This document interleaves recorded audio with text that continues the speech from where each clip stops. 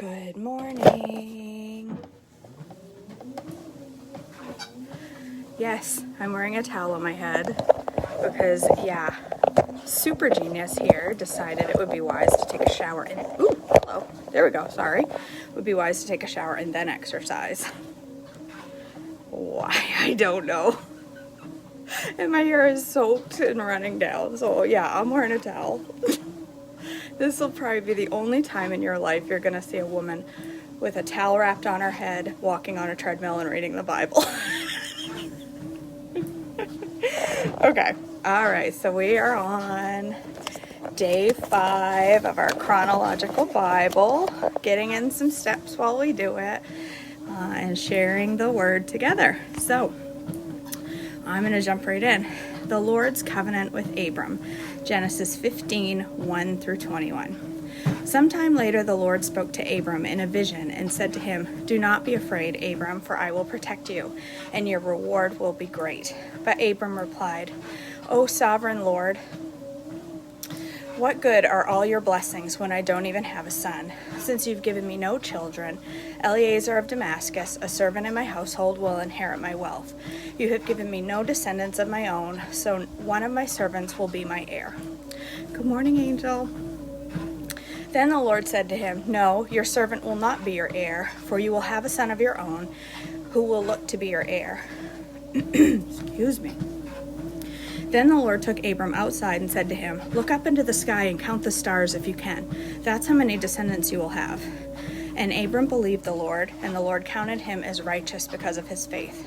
Then the Lord told him, "I am the Lord who brought you out of Ur of the Chaldeans to give you this land as your possession." But Abram replied, "O sovereign Lord, how can I be sure that I will actually possess it?" The Lord told him, "Bring me a 3-year-old heifer, a 3-year-old female goat, a 3-year-old ram, a turtle dove, and a young pigeon." So Abram presented all of these to him and killed them. Then he cut each animal down the middle and laid the halves side by side. He did not, however, cut the birds in half. Some vultures swooped down to eat the carcasses, but Abram chased them away.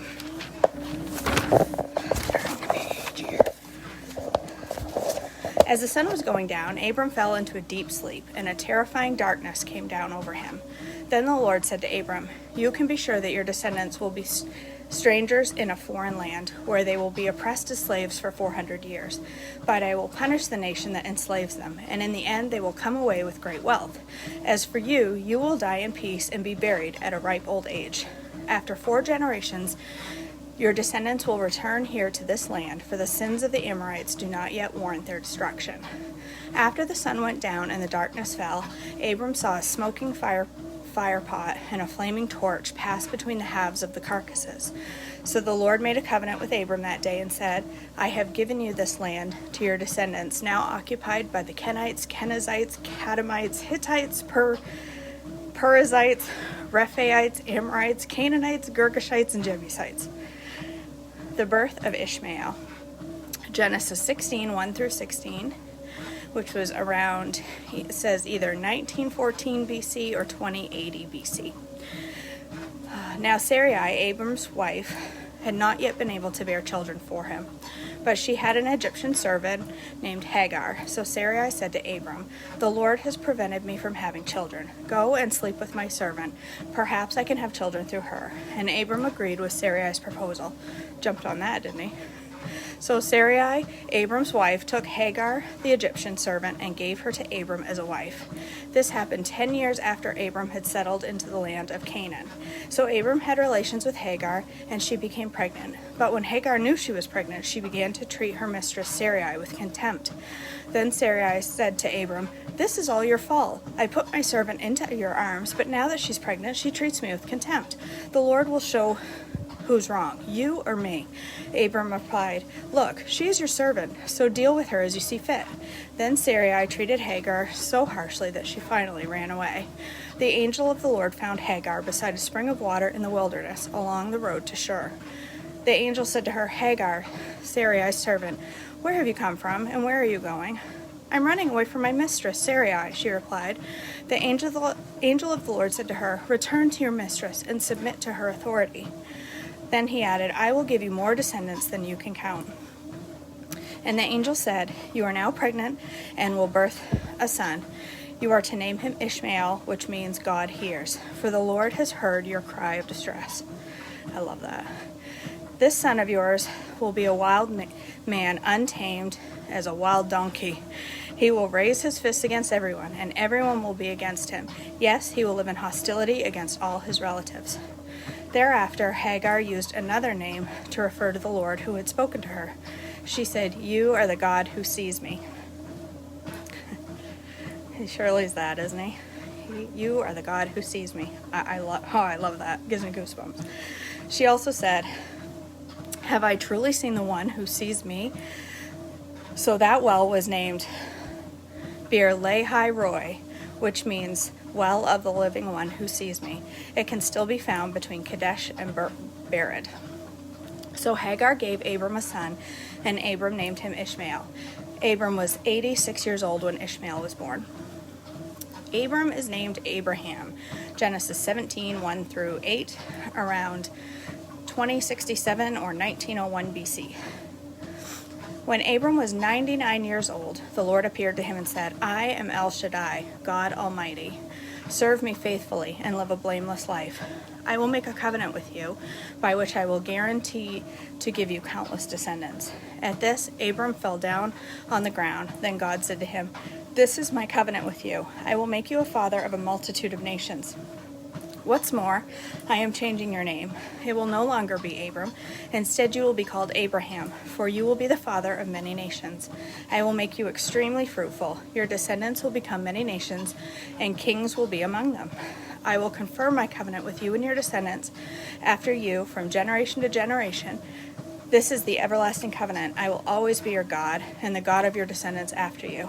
And I will give the entire land of Canaan, where you now live as a foreigner, to your descendants. It will be their possession forever, and I will be their God." The sign of circumcision, Genesis 17, 9 through 14. My phone's going a little cuckoo there. There we go. Then God said to Abraham, "Your responsibility is to obey the terms of the covenant. You and all your descendants have this continual responsibility. This is the covenant that you and your descendants must keep. Each male among you must be circumcised. You must cut off the flesh of your foreskin as a sign of the covenant between me and you. From generation to generation, every male child must be circumcised on the eighth day after his birth. This applies not only to the members of your family, but also to the servants born in your household and to the foreign-born servants whom you have purchased. All must be circumcised. Your bodies will bear the mark of my everlasting covenant. Any male who fails to be circumcised will be cut off from the covenant family for breaking the covenant." Sarai is named Sarah, Genesis 17, 15 through 27. Then God said to Abraham, "Regarding your wife Sarai, her name will no longer be Sarai, from now on her name will be Sarah, and I will bless her and give you a son from her. Yes, I will bless her richly, and she will become the mother of many nations. Kings of nations will be among her descendants." Then Abraham bowed down to the ground, but he laughed to himself in disbelief. "How could I become a father at the age of 100, he thought, "and how can Sarah have a baby when she is 99 years old? I can't even imagine having a baby at 40, let alone 100. Holy moly."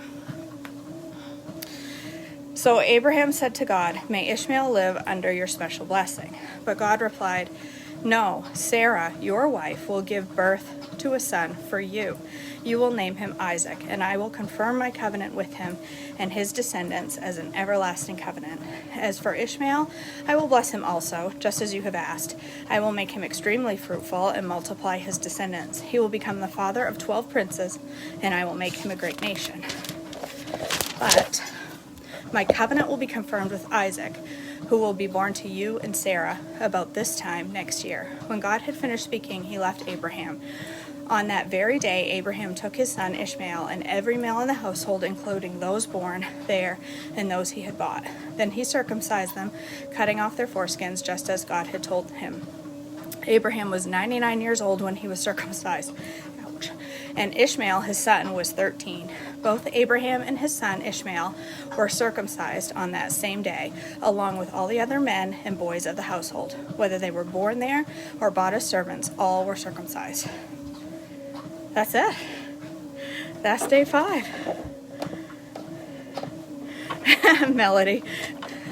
I'm walking slow. Like if I were down here to actually get my heart rate up, I'd be going, well, I can't go very fast because my legs are short, but I'd at least be going 3 miles an hour. I go 2 miles an hour because my head bobs too much. If I go any faster, I can't read the Bible. But I'm learning. It's getting a little easier. I do get a little bit out of breath, but let's see. That was only 10 minutes today. That was a short one. Yesterday was 17 minutes. Today is 10. But hey, we got our steps in. We got our word read. It's a great way to start the morning. And I know we're only 5 days in, but I got to tell you, it's been a huge blessing to me to share this with you guys, and a huge blessing to me just to be committed. Every year, I'm going to read my Bible every morning, I say. And I get about 2 days in, and then I don't. And I don't do a very good job at committing to it. So this is helping me commit to it. And I'm loving this chronological Bible, and I'm loving the translation just because it's easy to read, it's easy to understand. I don't get too hung up on translations for the most part. This one's New Living Translation, so it's been good. It's been a blessing. So I appreciate you joining me, and I will upload this on YouTube so you can watch it later if you want. And yeah, that's it. Oh, don't forget the freezer. Thank you, Chesty. I need that reminder every single day, because if that freezer doesn't get plugged back in, things are not going to be, I would be horrified. I would lose a lot of meat. So, all right, girls, guys, I don't know. It's probably all girls. So thank you for joining me. I'm going to stop. I went an extra 2 whole minutes. So, okay, I'm headed to go do my hair for work.